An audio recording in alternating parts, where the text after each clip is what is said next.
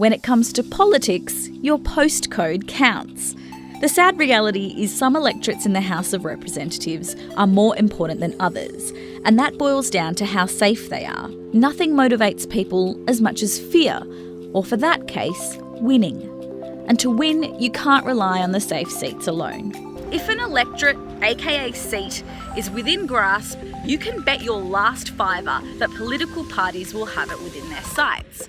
So what makes a seat safe? And on the flip side of that, marginal.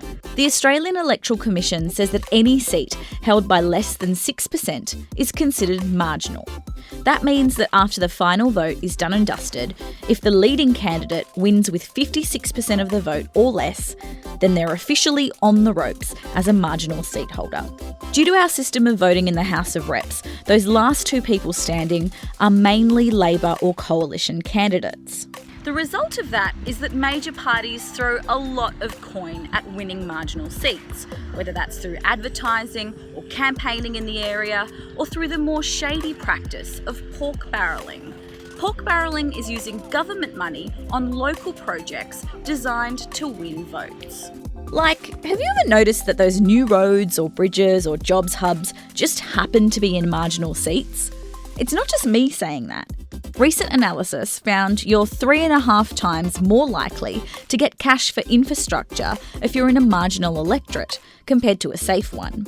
And sometimes the efforts to win Goodwill are a bit more obvious. For example, Georgina Downer, the Liberal candidate in the South Australian seat of Mayo, got in a lot of hot water recently for handing over a novelty cheque to a local bowling club.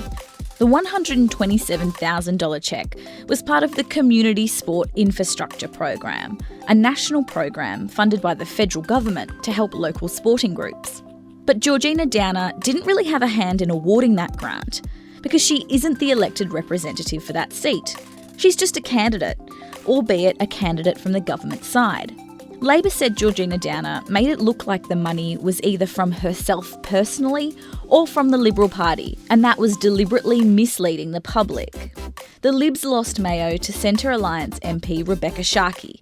Politicians who hold marginal seats are particularly sensitive to opinion polls.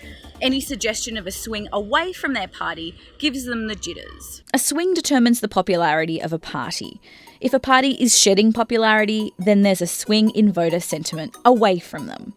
If that swing in popularity is happening nationally across the board, then there are a lot of seats in doubt. At the last election, the coalition suffered a 3% swing against it, and Labor scored a small uptick of 1.3%. That left an awful lot of seats marginal. About a third of seats, or 51 to be exact, were on a margin of less than 6%. Labor's Cathy O'Toole has the slimmest margin in the country. She holds the Queensland seat of Herbert by 0.02%. She won her seat by just 37 votes. By contrast, Nationals MP Andrew Broad had the safest seat. Seats like that one can be safe because they have a demographic group that shares similar concerns or political persuasions, or because they've got a strong local member, or because there's a local issue that gets the community fired up. That's why we sometimes see a safe seat change hands when a beloved long-time MP retires. If you live in a safe seat and are feeling a little bit neglected by this info, consider this. Safe seats don't always stay safe. The Liberals found that out the hard way in Wentworth. That was the seat held by Malcolm Turnbull on a pretty huge margin of nearly 18%, making it one of the safest seats in the country. In other words, the Liberals would have needed 18% of voters to change their mind and swing the vote. That's usually a pretty tall order. But after Malcolm Turnbull lost his job as Prime Minister and resigned from Parliament, Wentworth was up for grabs.